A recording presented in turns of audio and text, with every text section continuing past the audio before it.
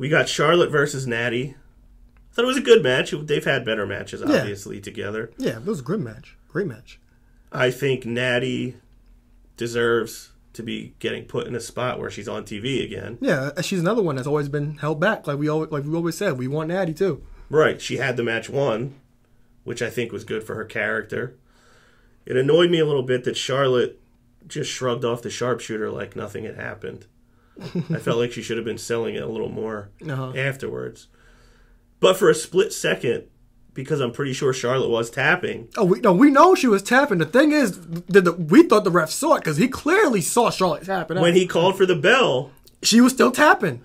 I looked like the Undertaker guy from WrestleMania 30 because I thought Nattie just won the women's championship. And then I realized, oh, wait, Flair pulled him out of the ring. He disqualified her. But for a split second, I thought Natalya had won the women's championship, which I did not expect to happen. I had a feeling she might have. Really? I thought they might have put the bell on because this is the new thing is. So you weren't quite as surprised as I was. No, I wasn't that surprised because when the match, I was like, I think Nattie might pull this one out. I wouldn't be shocked if she did. But the referee clearly saw Charlotte tapping. It's like, come on. He turned around and faced it as she was tapping on the mat. Yeah, and then rung the bell after he saw her tapping. It's like, come on. My one disappointment is this was the only thing that had to do with the women's division that happened on Raw last night. Yeah. No Sasha Banks. No Becky Lynch. Now Becky Lynch kind of started a thing with Emma on SmackDown. Was not mentioned.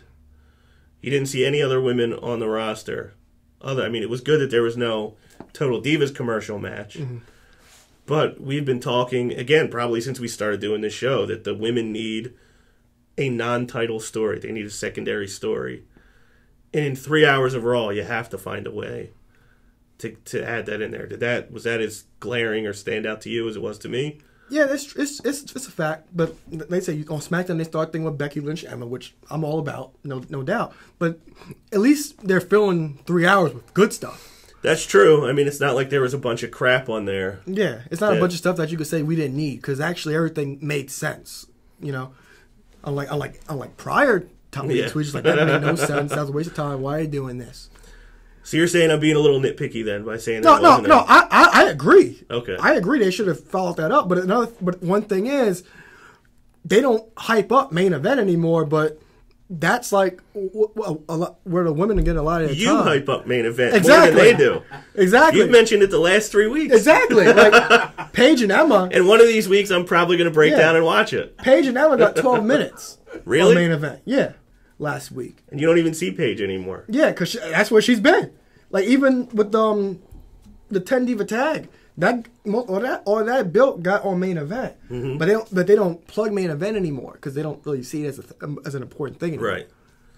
But they're doing some things that are potentially important on there, even though they're not treating it like and for the women, they're getting the main event, and they're getting the time. So where's Sasha Banks? I don't know. There was the rumor that she was hurt because she took a picture in front of a sign at Herman Hospital or whatever it was.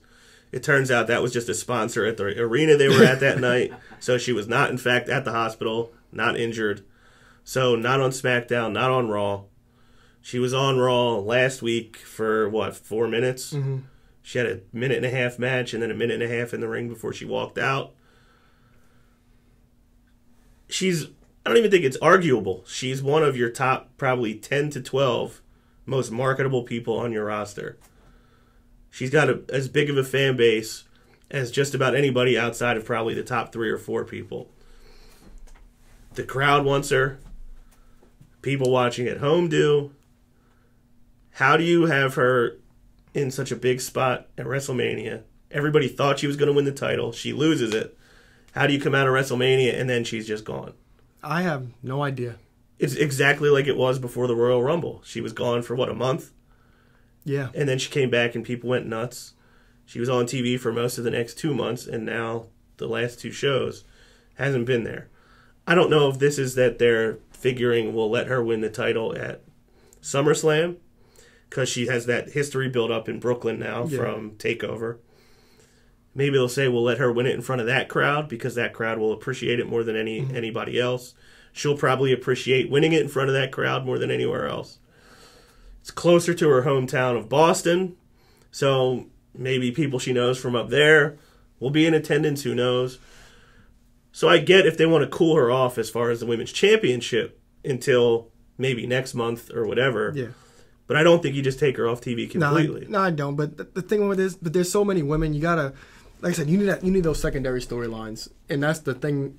That's the problem with the women's division. You want to get them all on TV, but you gotta have something for them all to do that makes sense. Right. I mean, I won't be as upset about it if Raw continues to be good from bell to bell. If it's good all the way through for 3 hours, we don't really have too much to complain about.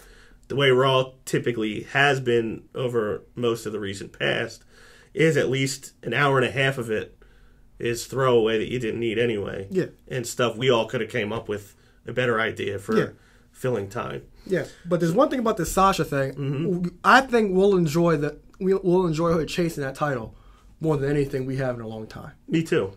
Do you mean the two of us specifically, or you mean overall? Well, me and you will enjoy it more than anybody else, probably. But as fans, that chase for Sasha to get the title will be like when Daniel Bryan's chase for the title. Right. I think that'll be the level of enjoyment that you get out of that. I agree. I'm looking very much forward to it. That's why I'm kind of disappointed that she just hasn't been on.